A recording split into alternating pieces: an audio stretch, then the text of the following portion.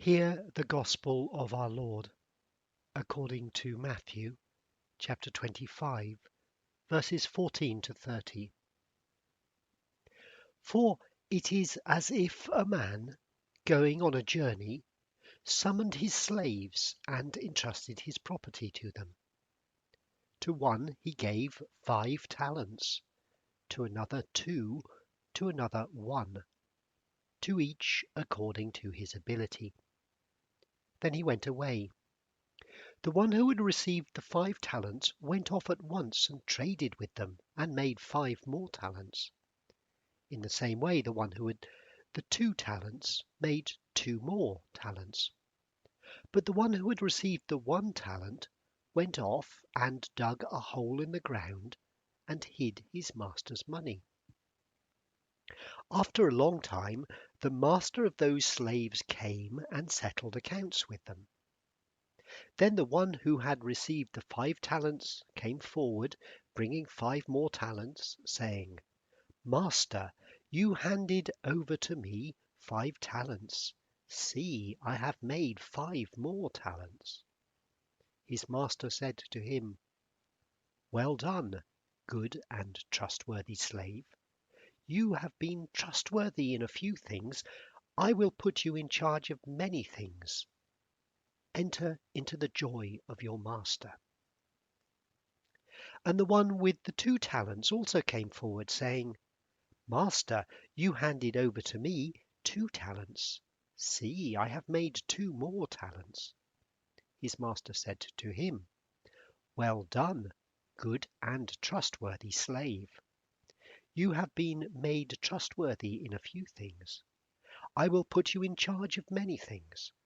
Enter into the joy of your master. Then the one who had received the 1 talent also came forward, saying, Master, I knew that you were a harsh man, reaping where you did not sow, and gathering where you did not scatter seed. So I was afraid, and I went and hid your talent in the ground. Here, you have what is yours. But his master replied, You wicked and lazy slave! You knew, did you, that I reap where I did not sow, and gather where I did not scatter? Then you ought to have invested my money with the bankers, and on my return I would have received what was my own with interest. So take the talent from him and give it to the one with the 10 talents. For to all those who have, more will be given, and they will have an abundance. But from those who have nothing, even what they have will be taken away. As for this worthless slave, throw him into the outer darkness, where there will be weeping and gnashing of teeth.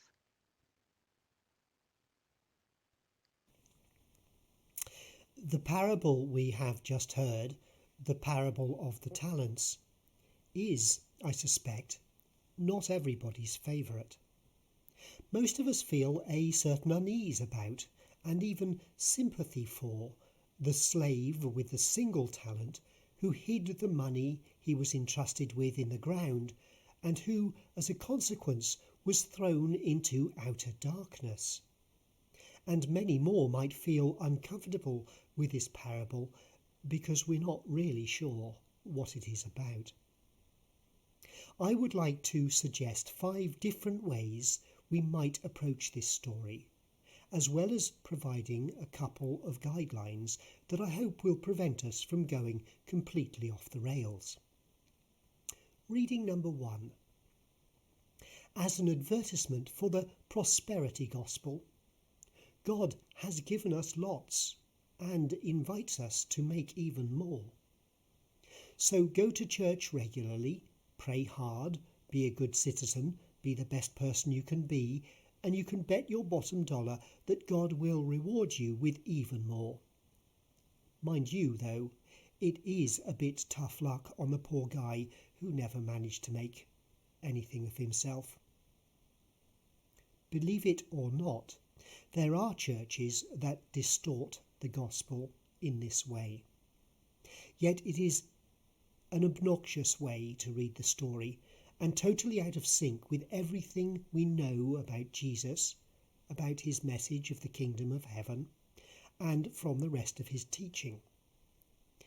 It is also, for example, flatly contradicted by the story of Lazarus and the rich man. Yet I suspect that the few people who really like the parable of the talents may be reading it in this way, rather smugly, for they're all right, Jack. Reading number 2, as an encouragement to dig deep and to give generously. Sometimes the parable of the talents is preached from the pulpit as a reminder that we have been richly endowed and should generously give back out of gratitude. God, the good master, has entrusted us with much, and we have been able to make more. So please remember the church, which always has its bills to pay, and put your hand in your pocket. It's true, a self-supporting church, such as our own, relies on the generosity, ingenuity, and hard work of its congregation. If it is to survive, and appeals of this nature have to be made from time to time.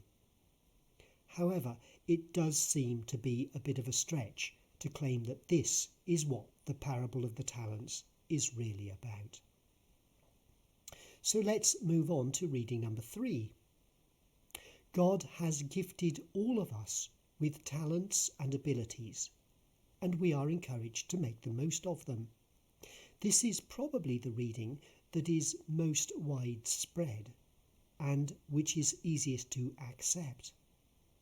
Except, that is, for those of us, and I expect it includes many of us, who are uncomfortably aware that we have not made the most of our talents and opportunities, and that even on this reading we would align ourselves with the slave who has buried his one talent in the ground.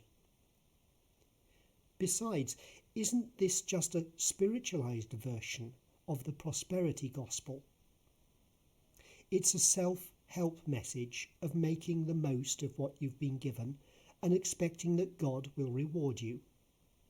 We've managed to fashion from this story a more comfortable reading, but is it really a Christian reading? Where in all this is love your neighbour and blessed are the poor.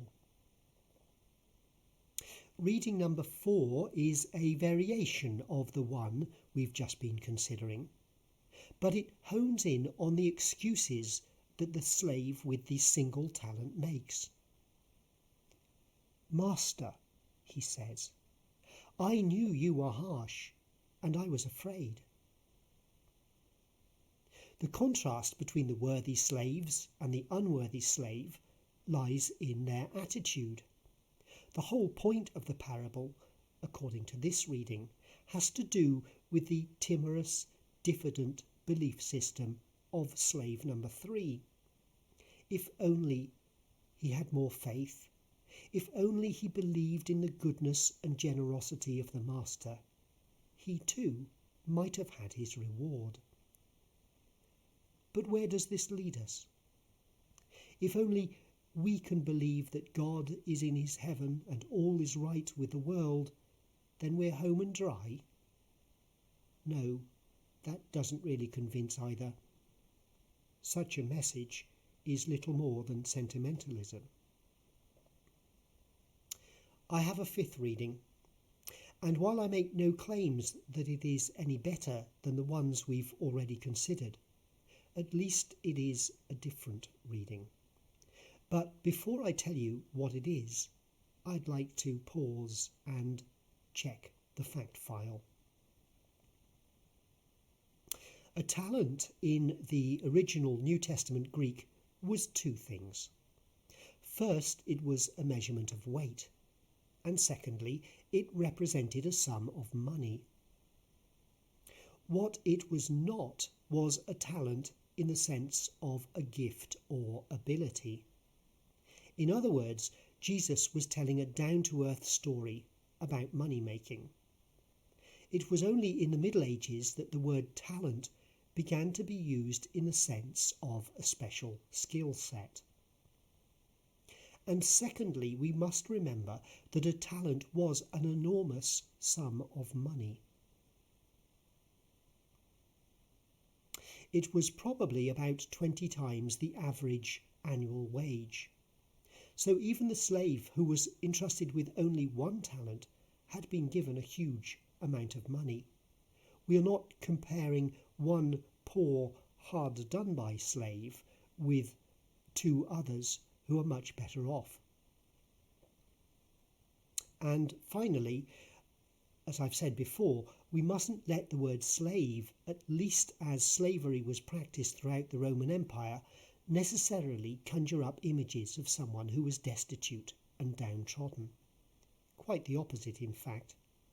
A better image might be a Japanese company man, someone who is pledged to work for their entire career within just one company, but who does rather well out of the deal. These slaves are clearly members of the managerial class. We can do another kind of reality check by considering the context of this parable. Where in Matthew's Gospel is Jesus telling the story, and why? The early Christians, like their Jewish contemporaries, were expecting imminent and cataclysmic change. Israel, under Roman occupation, on the verge of economic collapse, and oppressed by a class of land-grabbing aristocrats, could not possibly go on as it was. Surely, everybody thought, God was about to intervene, and his kingdom of justice was about to be ushered in. Everyone was saying so. But when? When would this be? And how would they know that this great but terrible deliverance was finally underway? These were the questions that Jesus' disciples were asking.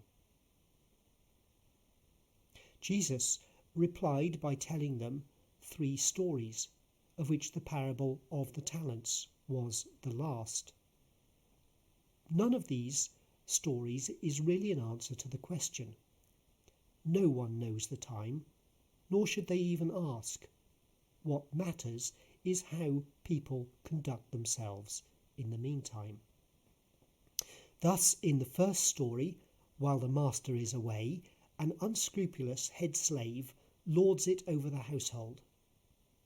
In the second story, some of the virgins wait in readiness for the delayed bridegroom, while others neglect their preparations. And in the third, 2 slaves make the most of the situation, while the third does not. So here is the 5th and final reading. The master is not God at all. Rather, Jesus is giving us a picture of the practices of the current age, of his age, and alas, of our own. Everyone is on the make. All the landlord is interested in is making money. His managers, the slaves, are in cahoots, or at least 2 of them are.